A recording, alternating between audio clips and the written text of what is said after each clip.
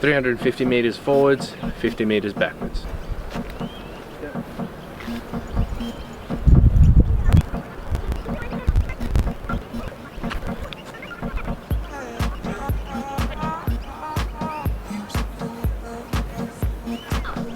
Five burpee high jump, broad jumps.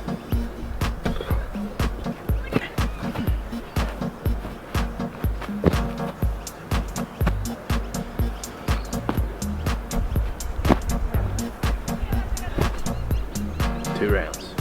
After that little generic warm-up, we're gonna get a little bit more specific.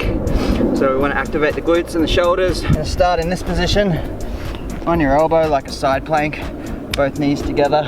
You're gonna push your hip off the ground and open up your stance at the same time. Your feet stay together, so it'll be push up, open, and then back down. We're gonna go 10 reps. I want to see this knee stay in contact with the ground, and I'm trying to push my knee into the ground so I really activate this bottom outside hip, and also everything through the side. Obliques and serratus are working to stabilize, but I'm definitely feeling it more in that glute outside hip. It's a great exercise to get prepped for some squats. You're gonna do 10 reps each side, and we're gonna go 2 rounds of that. Take your time and just focus on some activation work. We're then gonna go straight into 60 seconds of a wall sit. Create a right angle at your knee, so make sure you're not too far back or too close. So get that set first and train. And then from here, we're going 60 seconds. Pull your shoulders back so you get more contact with the wall, and I want you to actually think about pushing the ground that way, so I feel my back press into the wall this way. So I'm going to be active the whole time. We're only doing it 1 set for 60 seconds. Try and still spread the knees slightly. Lastly, to activate the shoulders, it's going to be an alternative rather than just laying on the ground and doing your YTWs. For today, we'll stand upright, pull your shoulders back, get your elbows, keep them close to your sides, and then visualize yourself holding 2 dinner plates with your palms, and you're just gonna spread your hands apart. Try to feel that upper back activate and squeeze them muscles, and then back to center again. So we're going for 10 super slow and controlled reps. Good posture, tuck your chin back, shoulders back, and we're really trying to squeeze your upper back together. Or I try and visualize touching my thumbs together from behind.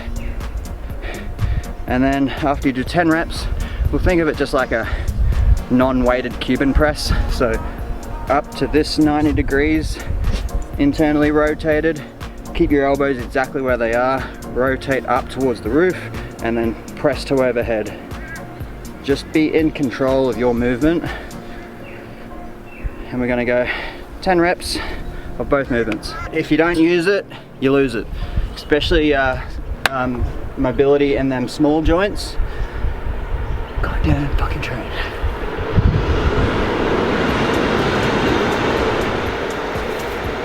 So for both movements, we're gonna do front squats and push press. You're gonna need some type of an advantage to hold that barbell in the middle of your palm or towards the back, and we've got to force a good position by having your elbows up.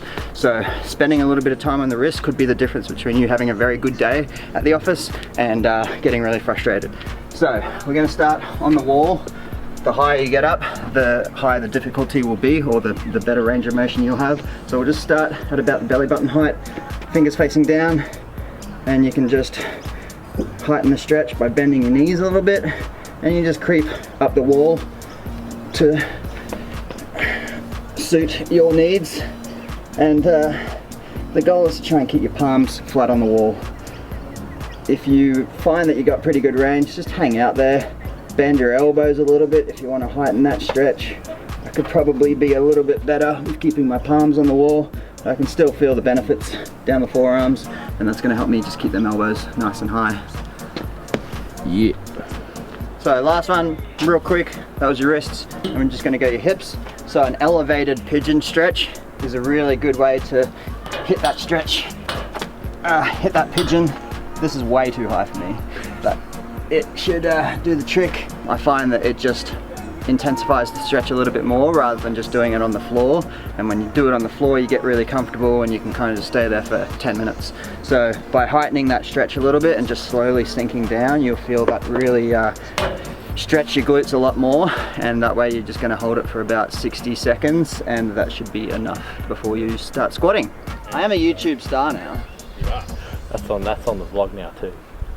Heaps of pieces to the puzzle when it comes to a good push press, but I just want to focus on a good controlled dip down, staying on your heels on the way down. So I'm going to show you a nice controlled dip and drive.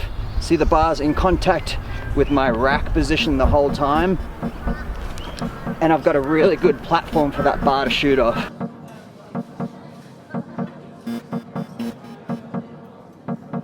Now if you watch, if I rush the dip a little bit, see how that bar will actually break contact with my chest.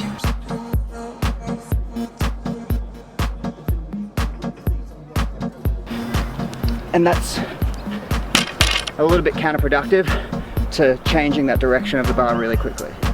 So that's the end result. We want to keep that bar in contact with our chest so we can drive up with a lot of force, and we got more contact with the bar in our driving phase. So some things to think about: heels stay down on the way down in the dip, knees spread out to the side on the way down in the dip, and then an aggressive turnover once you get to the bottom of the dip, rather than dipping really quick.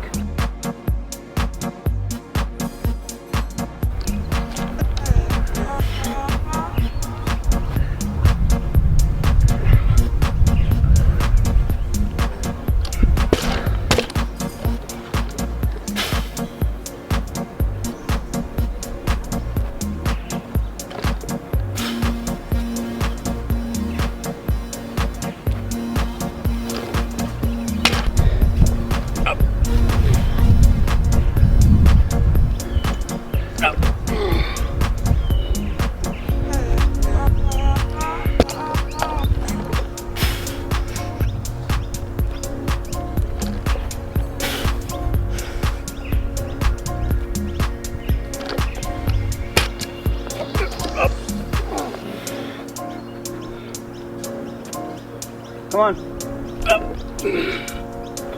Punch that lock out.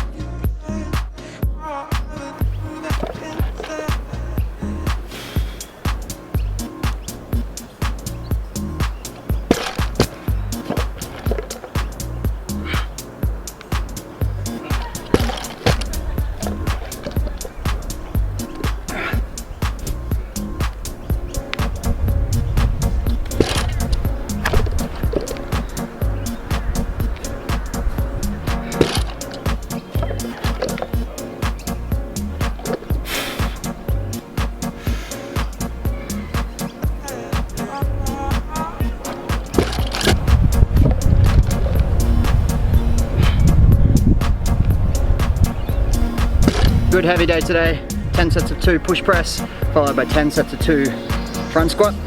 That's if you got a barbell and some weight. If you don't have as much load as we did, then feel free to do 5 sets of 5 on either with a lighter load, even 3 or 5 sets of 10. If not, go back to a couple of weeks ago, we just did do 100 reps in as few sets as possible. So even if you've got a pair of dumbbells, a kettlebell, even just like a backpack, just do 100 front squats or goblet squats and 100 push press with any type of load, and just do 100 reps in as few sets as possible. Gonna have a big workout tomorrow, so today is just about lifting and lifting well, and see you on the next one.